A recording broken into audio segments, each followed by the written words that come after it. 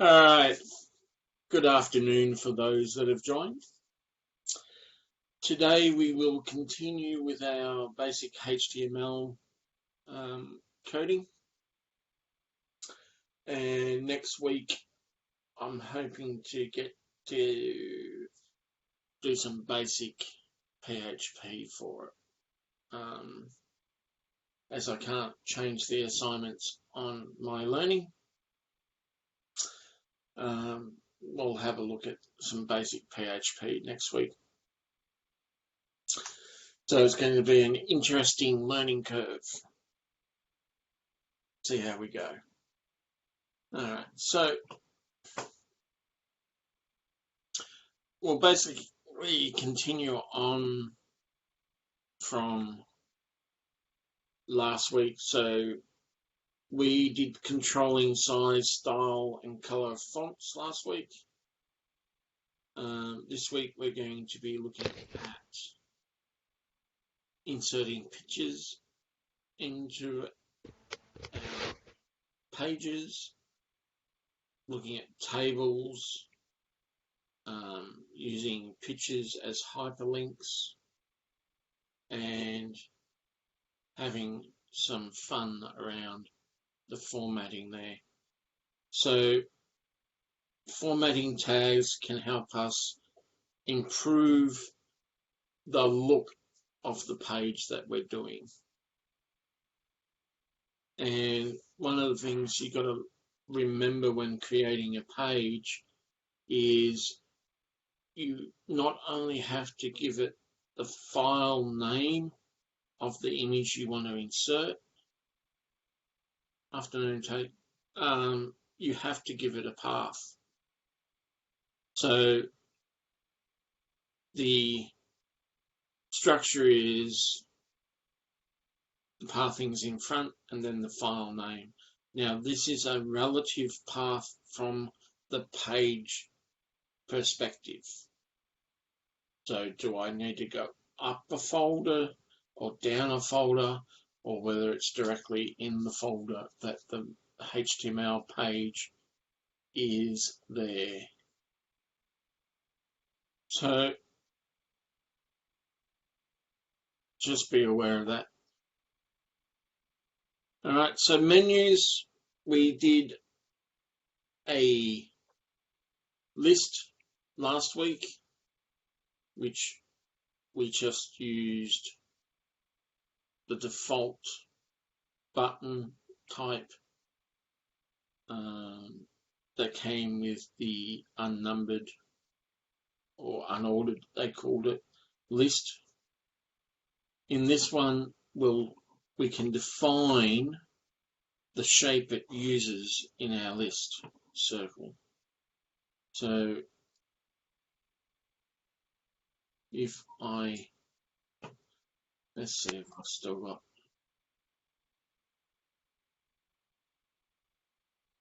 no, I don't want that. I want to right click, edit in Notepad. Ooh, I didn't save any of that. That's scary.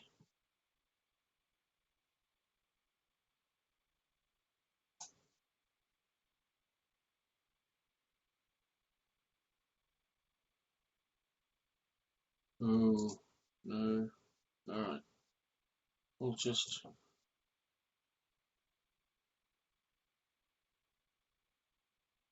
use this. Drag in. Come on. You can come across. There you go.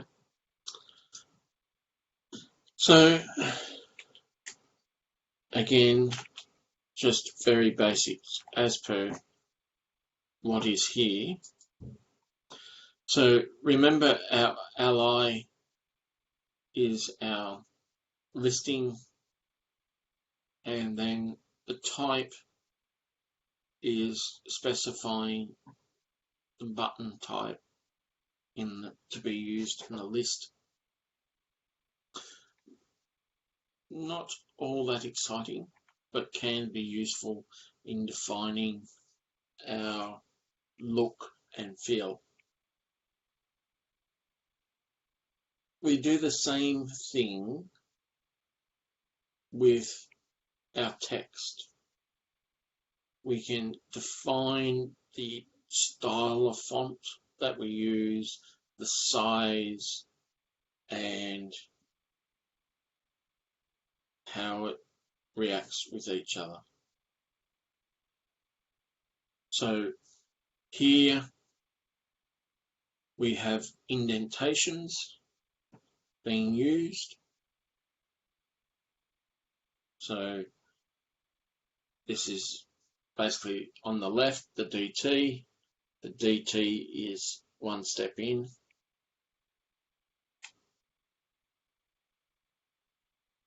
And we can nest all these lists inside each other, and they will step in one indent from each embedment. Does that make sense so far?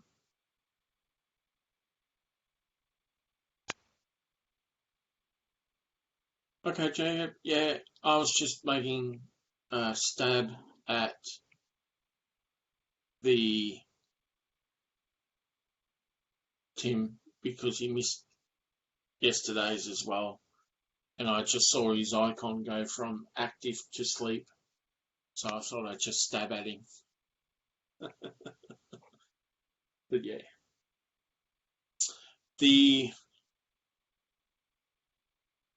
because he keeps saying he can't find these emails. Okay, right. All right, so last week we did lists, and I need to find my application disappeared on me. There it is. All right, so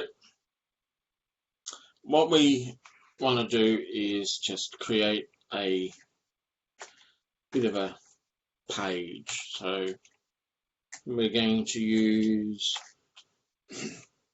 I'll just retype what's here in the, so H3 says use header 3. Then this is the text that is going to be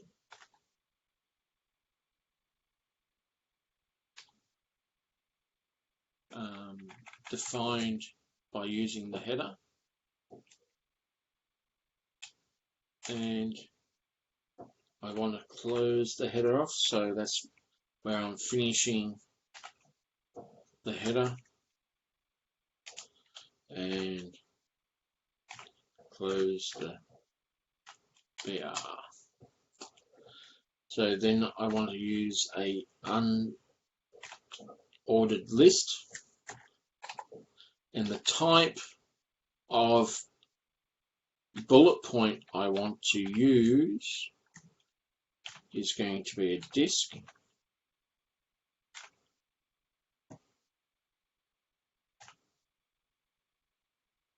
And I need to get rid of my plus sign. And then within the list,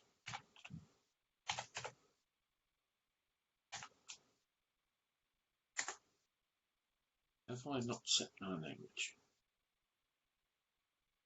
There we go. I'm going to have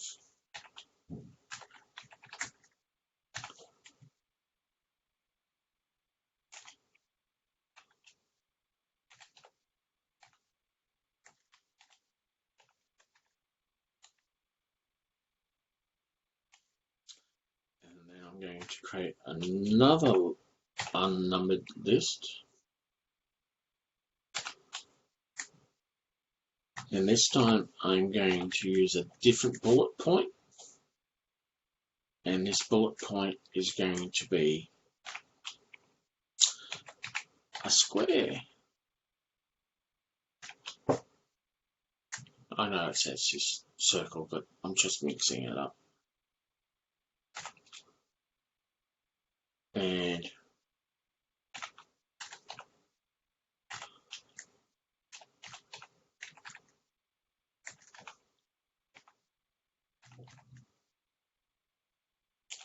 I need to We moved it. I had headphones on. What was that? A while. I know, I saw. Right, I'll clean it up in a minute.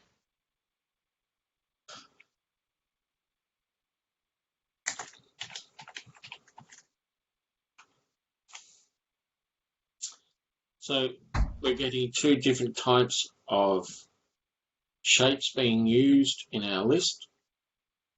Now we want to finish that one.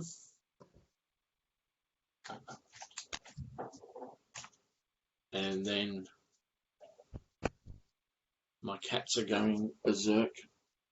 I've just been invaded. Alright, so I want to now add another item.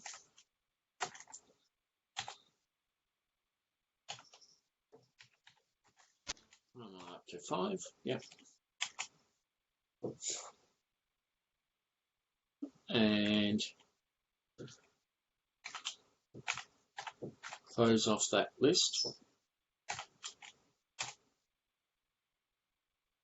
And excuse me, I've just been invaded by a pussycat that wants to get through. Whoa. Oh, wait, hang on. Tim's back! Yes, I am. I'm sorry. Hang on, let me just throw this rascal out. You, my girl, don't need to be part of the class.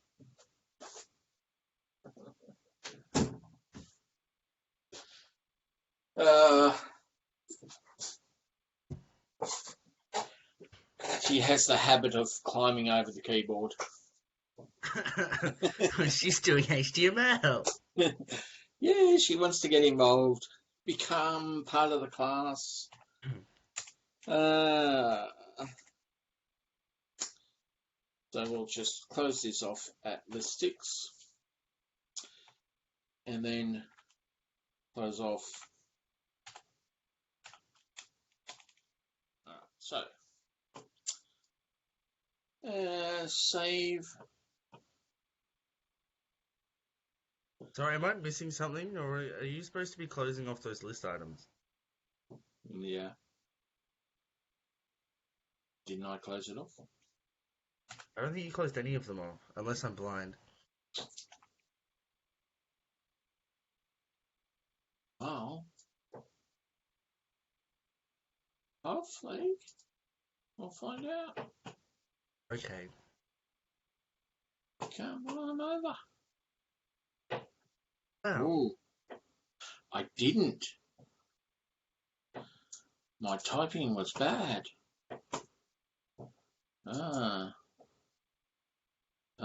Type square.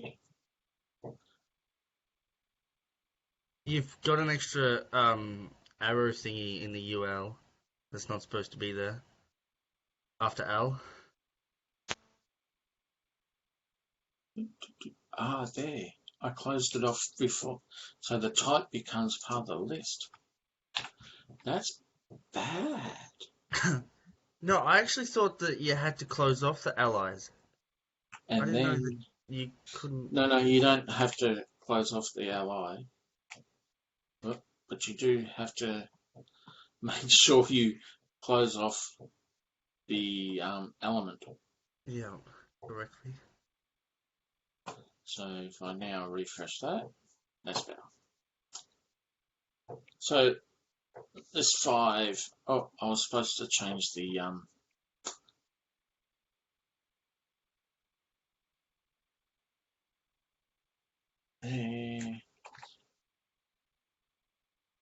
type equals circle. And I forgot to do quotes. Oh. I gotta love. Fine, I'll just retype it. That's all right.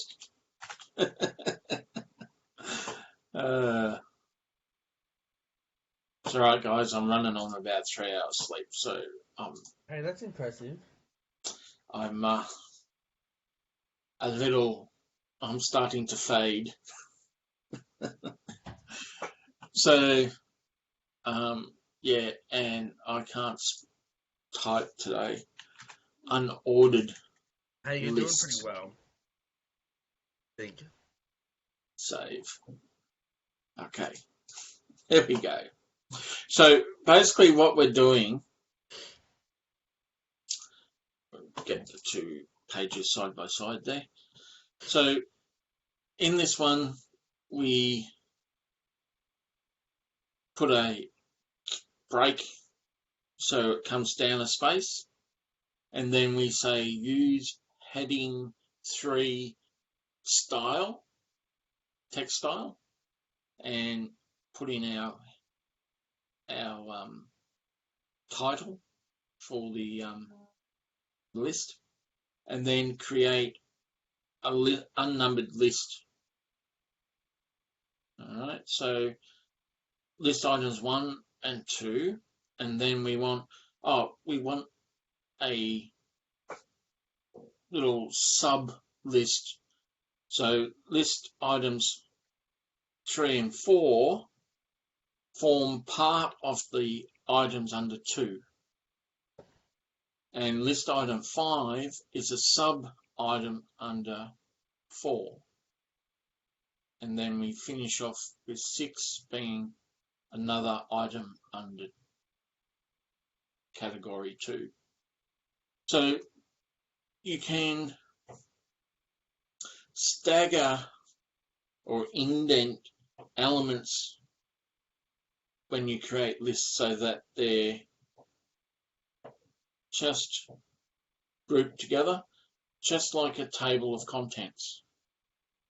You know, remember in books and that, when you get a table of contents, you get your main item and then all the items or sub-pages belonging to that paragraph, chapter, listed underneath it. Okay, so chapter 6, page 12, 6.1, 6.2, 6.3, 6.4 are all sub lists that belong to chapter 6, and that's what we want to represent by doing this. So nested or embedding lists within each other just means we can make a nice ordered grouping of the items that we want to show have a relationship with each other. That's basically all that's going through. And why do we have an objectives section after that? All right. So changing fonts. So I've just used a header font on that one. So I'll just move that over there and bring up our. So if I don't want to use header, I want to use something else, I need to specify what all those characteristics are in the font face command. So instead of H3, I would have to type in what they are. So in this case, equals Arial, and the size of the font, we'll go 12, and color, because they're Yanks and can't spell, what color font do we want to use?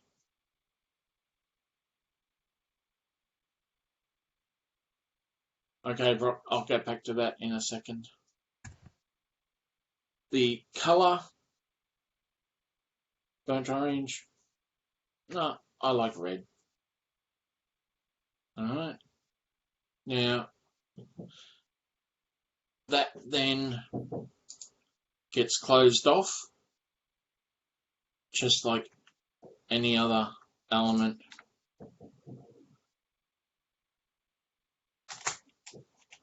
and you're going, what? So there's our font. Now I need to close off the font usage, but don't we want to actually put fonts in there? Well, generally we would. So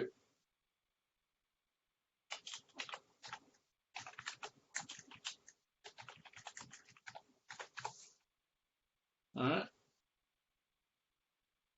So we want to get rid of that one because we're not using the header 3 anymore. And all right, so getting back up here, type disk and ally. All right, so the UL is starting a new. All right, so this is our super. Update this super Arial font. So we define the characteristics of the text that we want to use on the text between the font and closing of the font. Yeah, you can use the corresponding numbers, the codes in there as well. Yeah. Now, with the UL means it is a unordered list. In other words, it doesn't have numbers. It just uses a bullet point. So UL is a bullet point list. But when you type in the type equals disk, you're specifying the shape of the bullet point that you want to use. So the first one, the disk, is your standard circle type bullet point that you would normally get in Word. Then I went for my sub list. I want to make it a different bullet point and I want to make it squares. Actually, that's a valid point. You haven't closed off one of those ULs.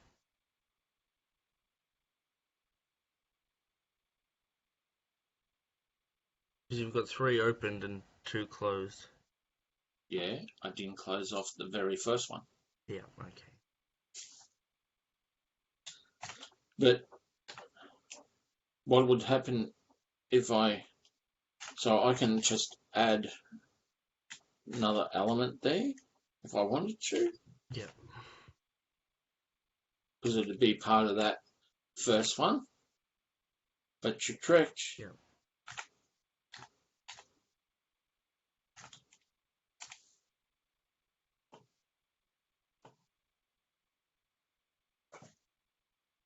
Now it's closed off to match the font. So basically all what we're saying with the UL command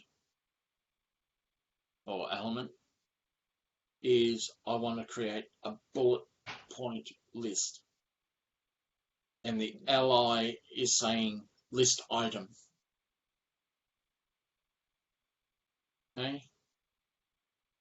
And if you can create lists within lists is basically what the exercise is showing. So you can stagger, just like when you do hit the indent keys in Word, when you create bullet points. So if I was to, do I have Word in my list there? Yep. So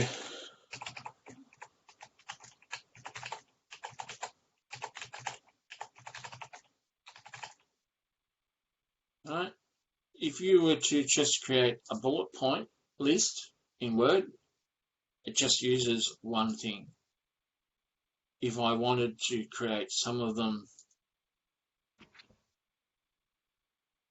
to be a different subgroup, I would highlight them and do what? Press tab. Press tab or use the indent key. And I'll move across. Now, it doesn't change. I thought it did if you use tab. No, you got to use levels.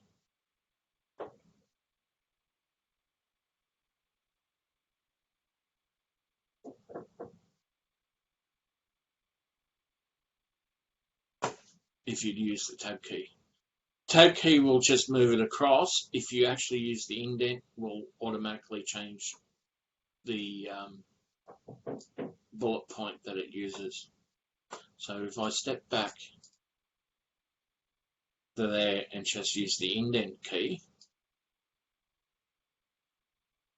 no, it didn't do it. I thought it did that automatically when I'm gonna move it across enough. There you go. Weird system. Maybe because I have the space there.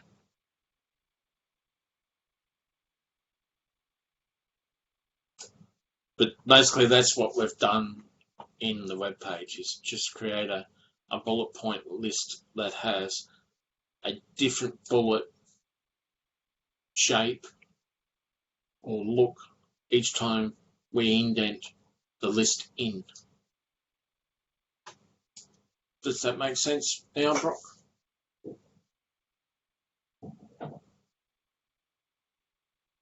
Yes, you're still within the primary first list. You haven't closed it out.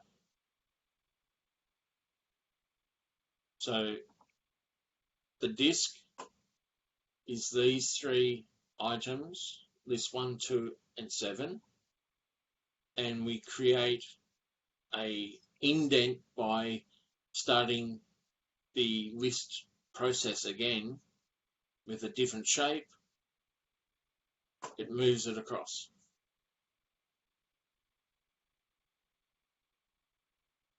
No, that's just how. Okay. These color codes and that, have you gone into language and set your language to HTML?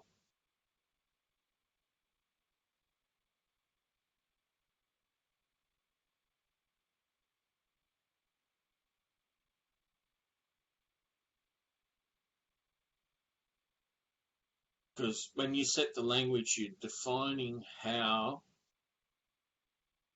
to define these links and the colors that it uses. Okay?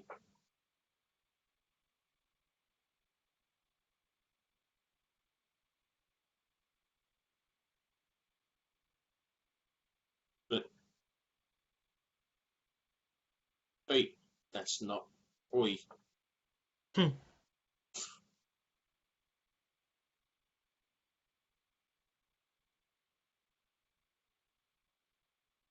I love my computer, really I do. So with the fonts elements, we can specify its color, its size, and the text style that it will use on the page. Now, if we were to insert an image of said dragon, we can import it, save the image, and import it into our document. Now, did I save my image? No. Does it have to be a dragon? No. Can it be anything that I want? Yes. So, Uncle Google, And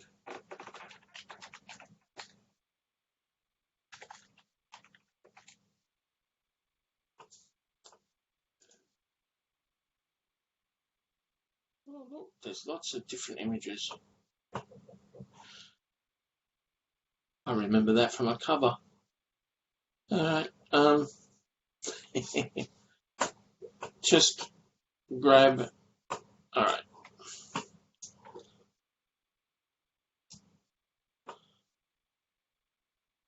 Save it down to wherever you're using. Alright, so that's the image I'm going to use for my dragon. I could copy the one out of the PowerPoint. I should have done that, but it doesn't really matter. No, we might as well just do copyright. Breach of copyright. Oh, no, it's not, because it's educational purposes. No, Yay. it's fair use. Yeah, Exactly. No, it's not. Oh, wow. Am I changing it informative and that? No, not really. So Are no, you making not, money out of it? No. Oh, well, I guess you kind of are. definitely not going to be making money out of it.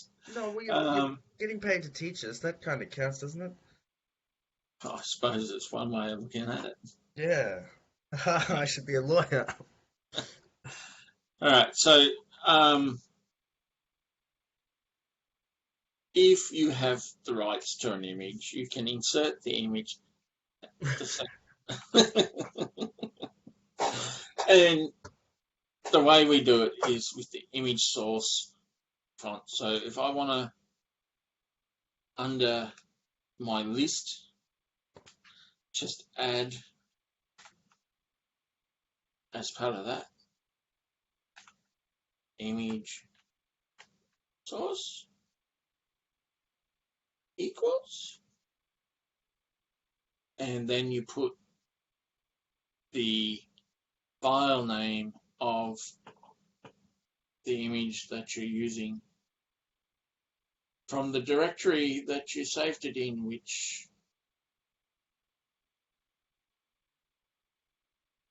where did I save it? Look, the best bet is to put it with the actual HTML document. Or in a There it folder is. underneath, because it gets pretty tedious and painful when you've got to go up folders and then down folders. And Well, you just got to put the pathing in. And I didn't look at what the file name or anything like that was when I saved it. So, Is it just 2 dots to go up? yeah. Yeah, okay. So, dragon.jpg and close it off. Now, in theory, what should happen is we get, oi. Rah. Ah. I scared it away. All right, the image being inserted on the page. One of the issues I have with the multi-monitors that I have is the join. It wants to change. If I don't, it occasionally just gets locked on the join and then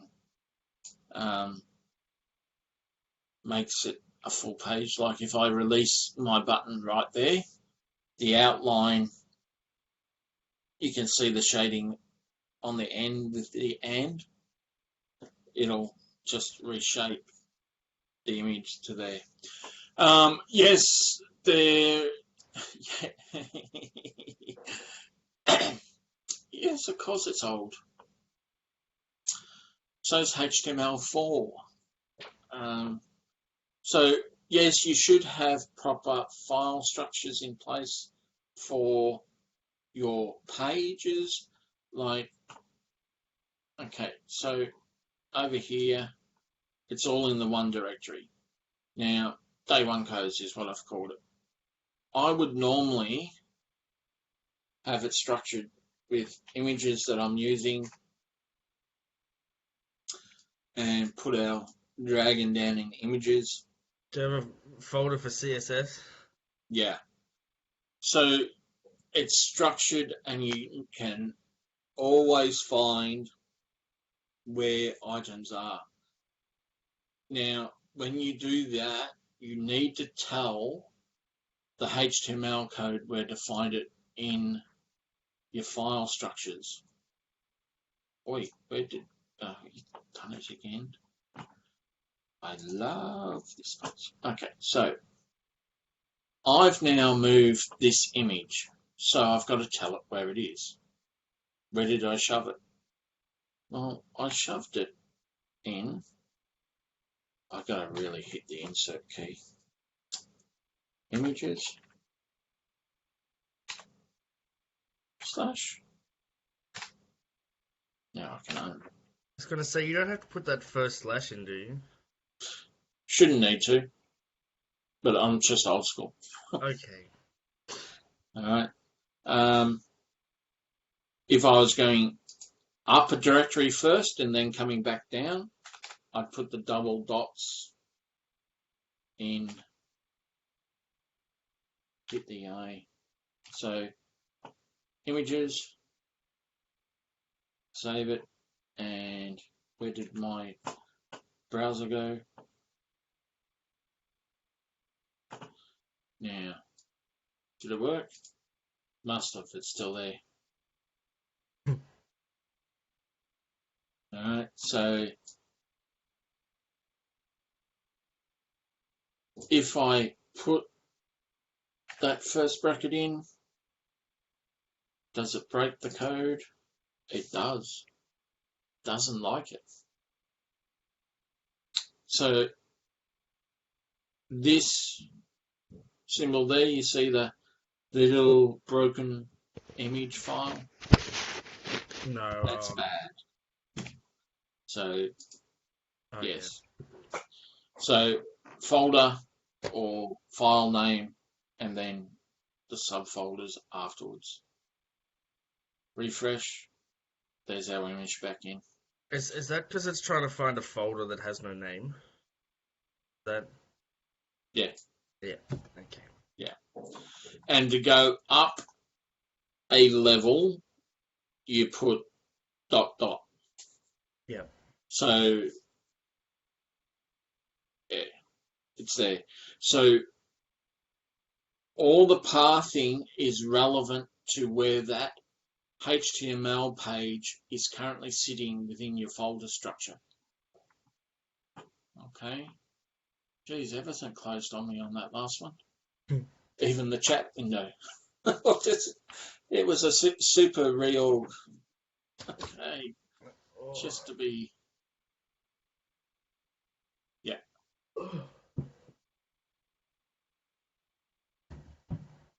Yeah.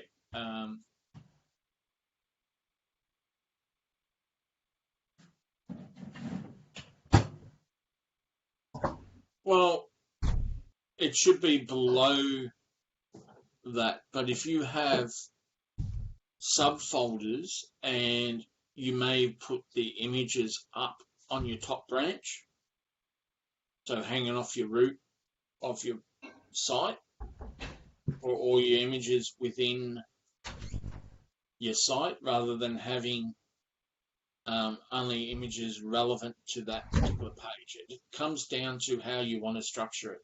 So it's going to look, there we go. So here I could have, for example, we'll go up here. So I've got day one codes as a subfolder, but I could be doing something in code and want to make day one codes folders. So if that was my home page, then my file structure, I would have to specify day one codes and come into there and then images. Now, if I was storing all my images for my entire website in the one folder, then I'd want that folder up the top, not down a couple of levels. it all comes down to how you structure the site and how you want to reference the folders. But a good way of doing it would be to have the images to that specific page underneath the HTML for that page. It just keeps it neater. Yes, you end up with more. Okay, Brad, bye. More folders within your site, but it just keeps it all neater. So it's all that. So we can then adjust the height and width with more code. And I really need to stagger my tabs so that I cannot just refer to it. So if I expand on that and put a height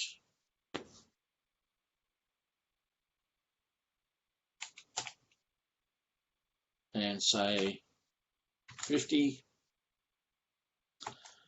and a width type.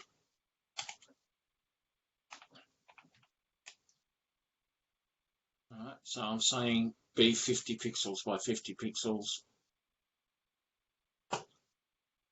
and then refresh, boom.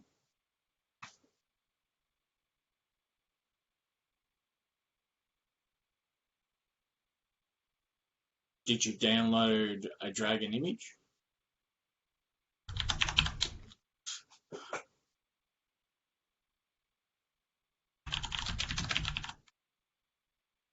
Okay.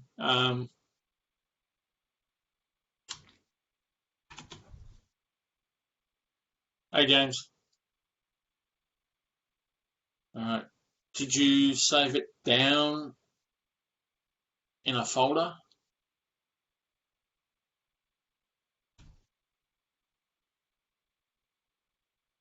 Okay. Is pictures the folder directly under? Okay, so I'm in lists. This is my page. Is your pictures folder directly under lists?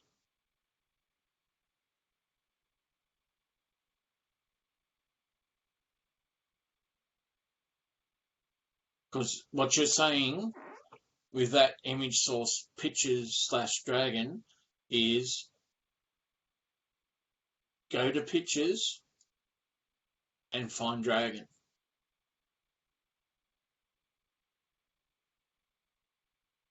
Okay, all our pathing is relevant to our web page location.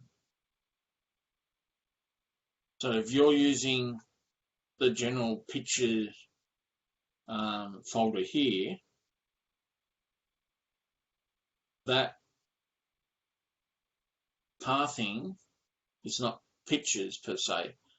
It is something much different.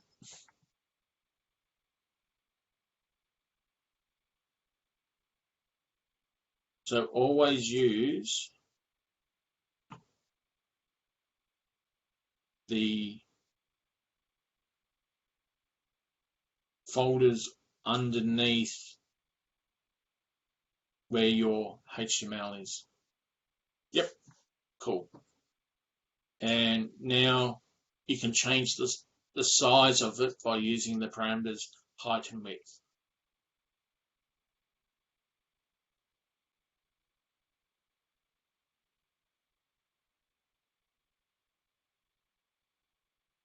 And we can change the alignment using the alignment equals and have fun copying and pasting as many as you want and changing the sizes and so forth. How do we insert a table? Well, we use the table command, which is just like Excel. So if we want to draw a list, we'll put the tables in underneath it. So let's do a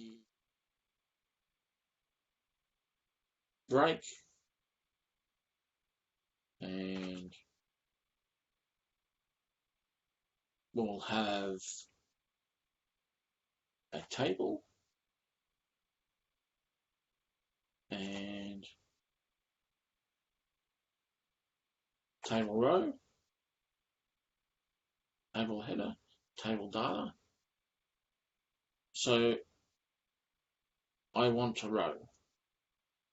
Now, there's something missing from these little commands, aren't there? These are just starts of information. It's not actually how you create it. They're just the headers of the element. So within your elements, you need to create the what?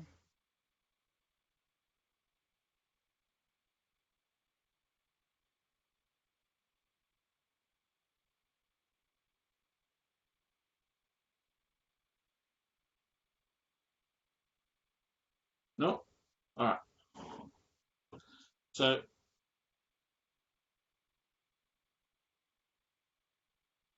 we're creating a table. We want to create a table row, but I need a header for my columns or my list that I create afterwards. So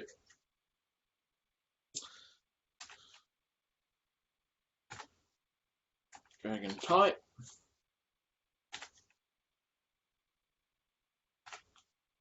and then close off the header, and my data on the next one, I would want to close the row off, and then create another row, and under my data I would say Red Dragon,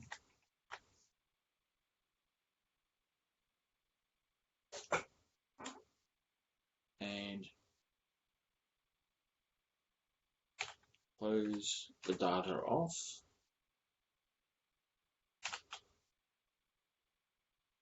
close the row off,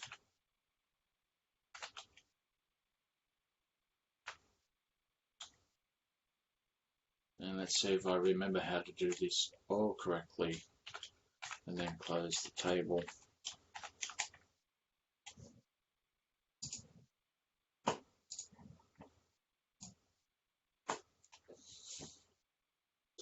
Now, you're going, why didn't you just create 2 lines? You could do that.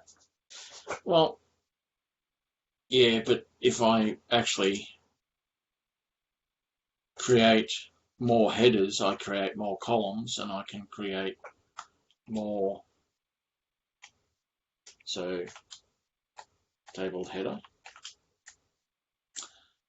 type, I can say size, all right, and go, I need to close that. And down here,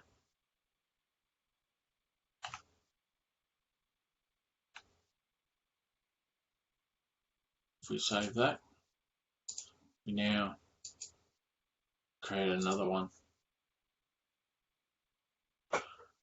Now, are there better ways of doing tables? Yes, there are. And you're going, well, how far is each table? How do I see what the table is? You can actually define a border, just like Excel. You can have the option of having a defined border around the cell where the text is going to be located within the cell, as in center justified, left justified, right justified, and the spacing, the padding. So, alright, so you can make it look like an Excel with your borders turned on. So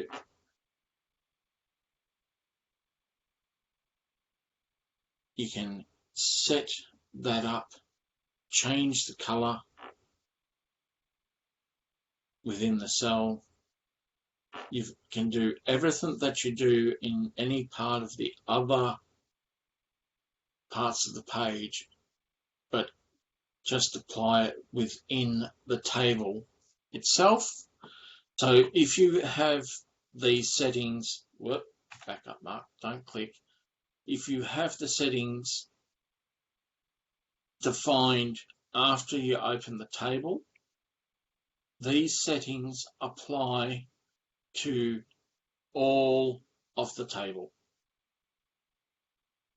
You can define the fonts and colors and that within individual elements of the table by bringing this definition down into the table row or the headers. Okay.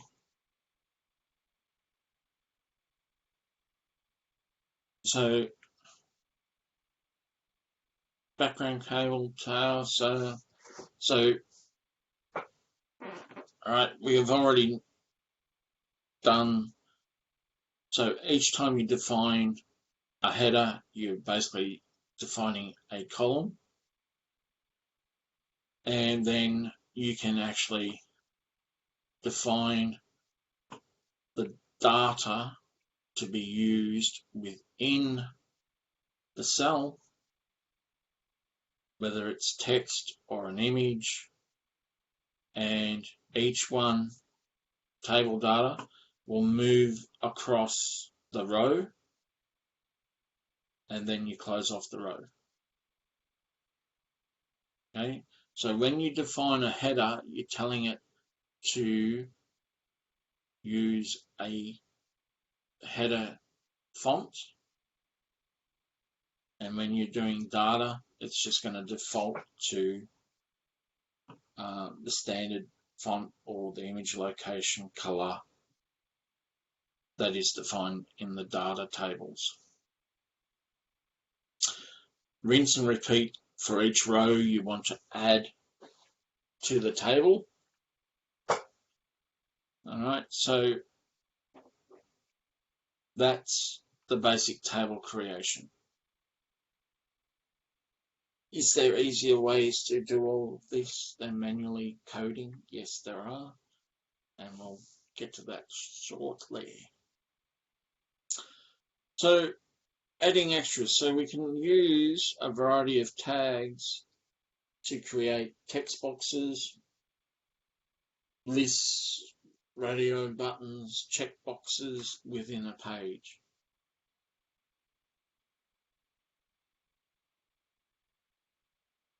No, you don't have to work alongside me.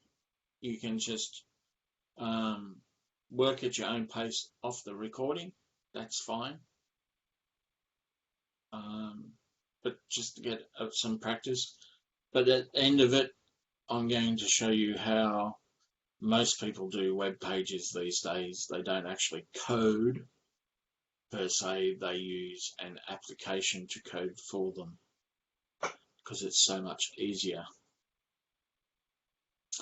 So to create a text box,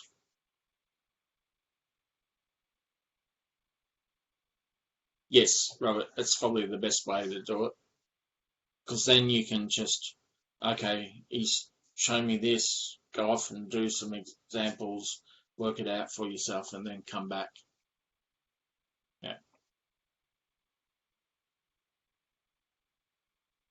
Yeah, pretty much copy and paste and play. It's the only way you're going to learn how an element can be affected with all the different properties that you can create within each element.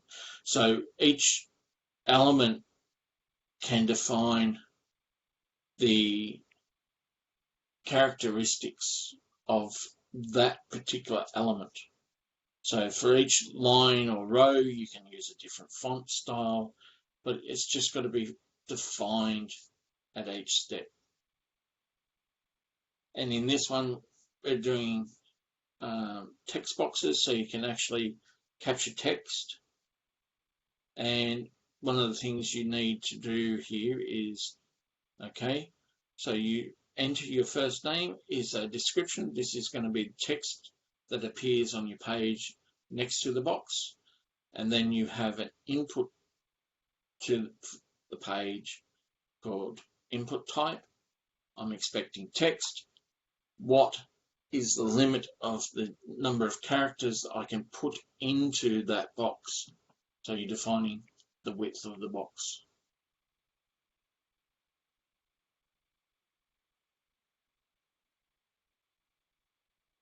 Yes, it's W3 school.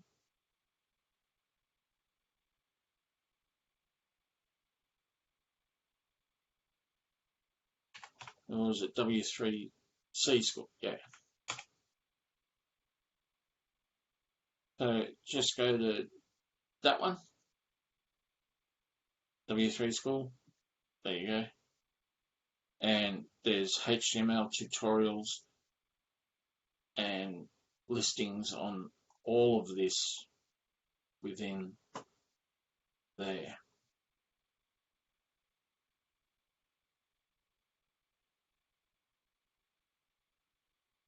And that, I assure you, will be more current than this, because this is HTML4, not 5.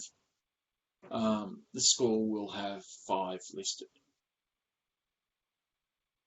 But this was just to give you a quick intro and not me creating everything from scratch. I've pinched it out of the old archive.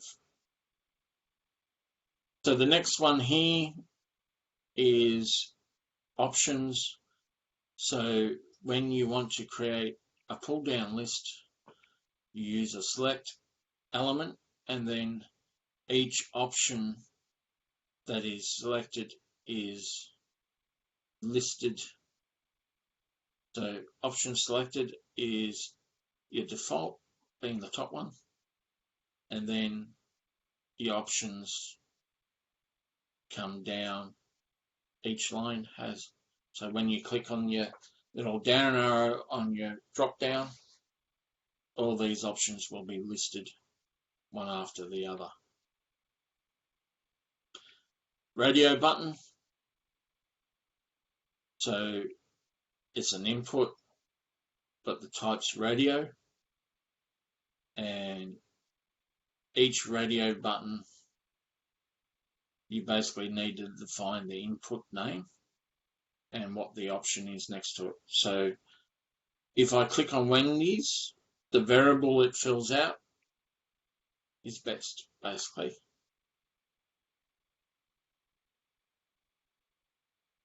And you can do the same with a checkbox rather than a radio. What's the difference between a radio and a checkbox? You should know that one, as your used web pages probably all of your life. A radio button is a one option. A checkbox allows you to do multiple options from the set. This is how you would do it in modern day. You wouldn't use code line by line. Okay, you'd use an application like Composer, which is a freeware and can be downloaded for and used. And it's very easy to use. So basically, the way it works is you create a site over here, and that is, how do I create? It is a site list. Oh, I want to create a new site. Where do I want to store it? So you just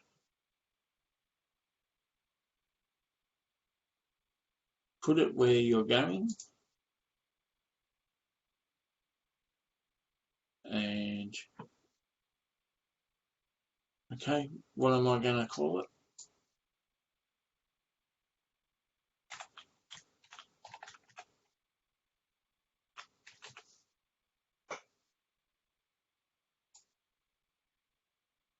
I now have that. What is it? It's got all this stuff underneath it. Every file that's there will be shown. And how do I make a page? Well, I just come up here, do a save as, make it my home page, and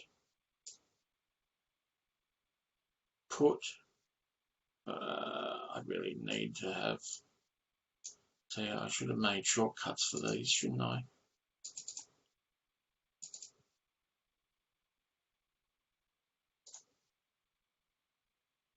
So there's my home page. My image, well, where did I put my images? Down here, drag it in. There's my dragon. Hit the save.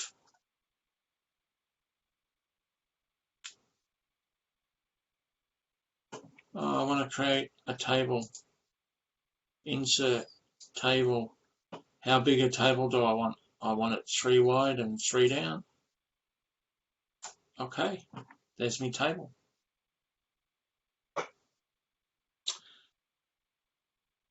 Basically, when you use a WYSIWYG web composing software,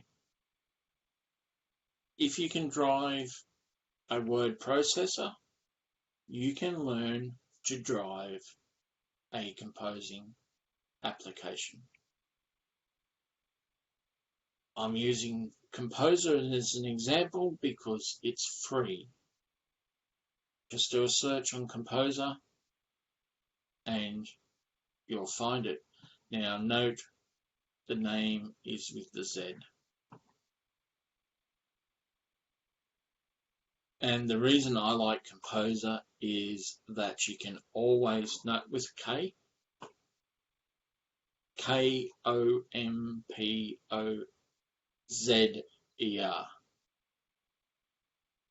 So yeah, rather a K instead of the C. The thing is, you can hit this little source button and there's your HTML code. So it's really, really good at this stage while you're learning and playing, is on this page, what you see is what you get. This page, your code. You can make changes in here. So there's my table body, vertical alignment, data. So I want to change something in my data set. What do?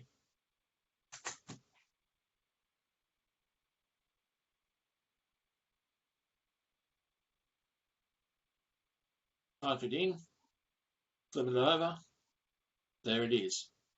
So you can look at what it's going to be like and still edit in code on this page. And if you want to add links, like we didn't cover links and all that sort of thing, so you can have a play in here. Links are where you create a button and go to another page. So you just create another tab. Each tab is a new page in your website. So if you want to play and learn, Composer is very good at giving you a visual representation and giving you the HTML code that goes along with it. So you can play around with your style commands and spacing and everything here. All right, I've just changed that width to 200. What's it done? Change the width to 200. So it's a very nice, easy tool to give you both a visual and the code side by side without having to flip between browsers and text files back and forth. So I just thought I'd open your eyes to this so you can have a play around with another option. I strongly recommend you having a look at the w3schools.com for the HTML code sourcing. It has all the lists of all the elements and a description of how to use the command structures. It's very good, and they have effectively mini tutorials on how to build stuff on that site as well. It's a very good resource for yourself while you're learning. And we'll be looking at the schools site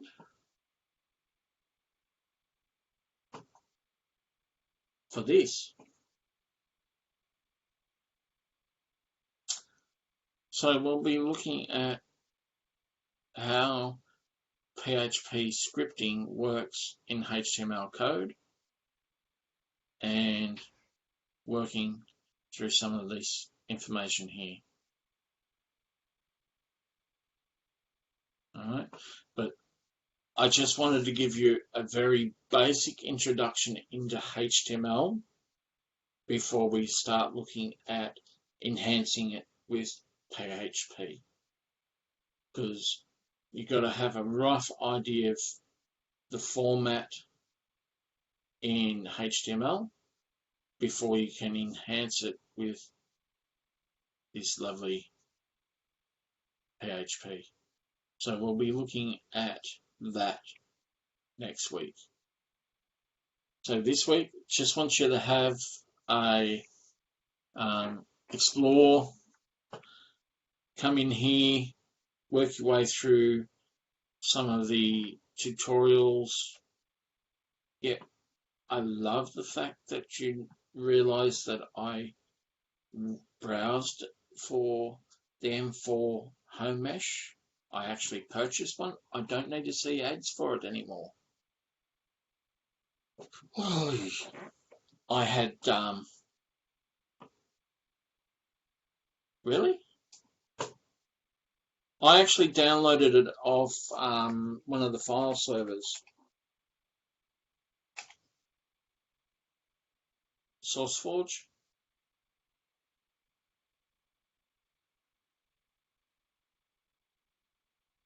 Is where I got it from. I just downloaded it off SourceForge.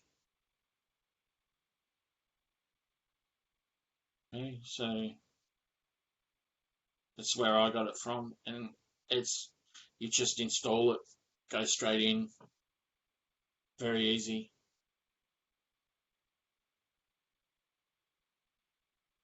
Yes, I should do that too.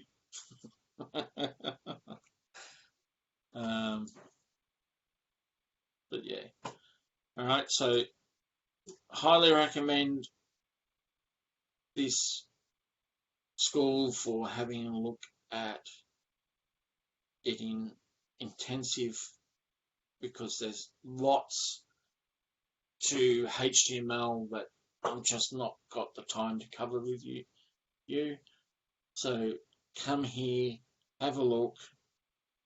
And as I said, Composer's a nice graphic tool where you can get a feel for how you would create it using like Dreamweaver. All right, so Composer is equivalent to Adobe's Dreamweaver. So you can look at how that works. What I like about Composer compared to Dreamweaver, besides the fact it's free, is that it gives you that option of looking at the source code as you build the page. So you can work in the HTML code or in the WYSIWYG interface to get the look and feel that you're after.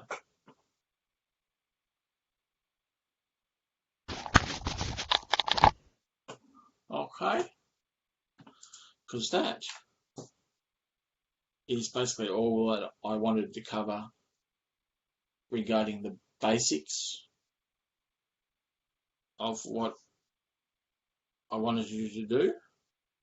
I'll put a couple of little exercises, if you like, up on Discord that I got the folks last year to do in my class, which basically just gets you to do some options regarding selection and things like that. And it also gets you to do like a little commercial web page, if you like. You know, select some, put some figures in. So with the inputs and the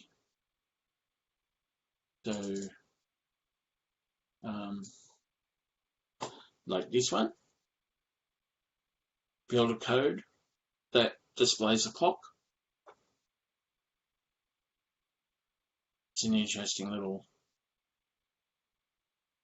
No, we do not go back to classes on June 9th. The Department of Education hasn't told TAFE to resume classes. So we are not allowed to resume classes. Yeah. Across the board. Okay. Primary and secondary schools will be back on the 9th of June. We have very limited trade courses running in classrooms that cannot be delivered via remote delivery at all. But there are some very, very stringent health requirements about those classes, like we need to maintain social distancing, we need to clean down all the surfaces between students groups, and basically a class that you would normally take 5 hours, like our normal sessions, depending on student numbers, may take 15 to 20 hours to actually deliver, because we can only deliver it to the number of students that would fit into the classroom conforming to the social distancing rules. So instead of 20 students in the classroom, you might only get 8. Yeah, I make food after this. Okay. So it's not going to be all back on board on the 9th, we need to wait until the education department tells us it's okay to go back.